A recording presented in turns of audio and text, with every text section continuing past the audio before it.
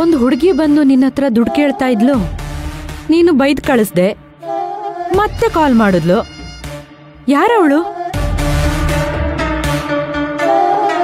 Apartment ಕೊಡಿಸ್ತೀವಿ ಅಂತ ಶಿವಗಾಮಿ ಹೆಸರಲ್ಲಿ 750 ಕೋಟಿ ಮೋಸ ಮಾಡಿದ್ವಲ್ಲ, ಅದನ್ನ ಮಾಡ್ದವನ ಸೆಕ್ರೆಟರಿ ಅವಳು.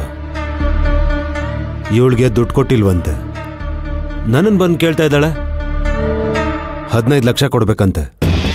ಅಲ್ಲ ಕಣೋ, 750 ಕೋಟಿ ರೂಪಾಯಿ ವ್ಯವಹಾರ, ಅದರಲ್ಲಿ 15 ಲಕ್ಷ ಯಾವ ಮೂಲೆಗೆ? ಕೊಟ್ಬಿಡೋದಲ್ವಾ? ಅವಳೇನಾದ್ರೂ ಶಿವಗಾಮಿ ಹತ್ರ ಹೋಗಿ ಈ ವಿಷಯ ಹೇಳಿದ್ರೆ ನಿನಗೆ ತೊಂದರೆ ಕಣೋ.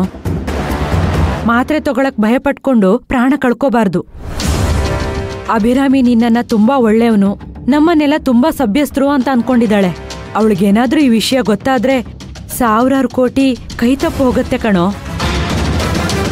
15 ಲಕ್ಷ ತಾನೆ, ಕೊಟ್ಬಿಡು. ಮೋಸ ಮಾಡಿರೋ ದುಡ್ಡು ನನ್ನ ಹತ್ರ ಬಂದಿಲ್ಲ ಅಮ್ಮ, ಅದು ರಾವಣ್ ತಾಯಿ ಹತ್ರ ಇದೆ.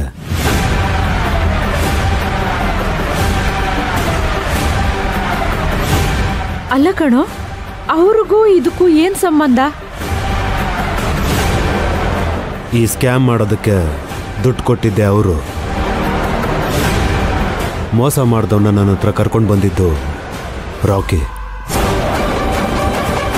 ಅವನು ರಾವಣ ಅಮ್ಮನ ಹತ್ರನೂ ವಿಷಯ ಹೇಳಿದ್ದಾನೆ. ಒಂದಿನ ಅವ್ರು ನನಗೂ ಕಾಲ್ ಮಾಡಿದ್ರು.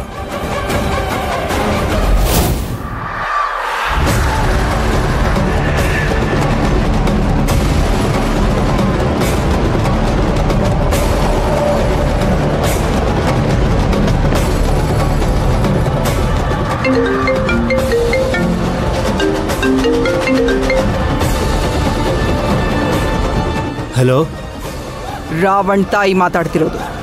ಹೇಳಿಮಾ. ಚೆನ್ನಾಗಿದೆಯೇನಪ್ಪ?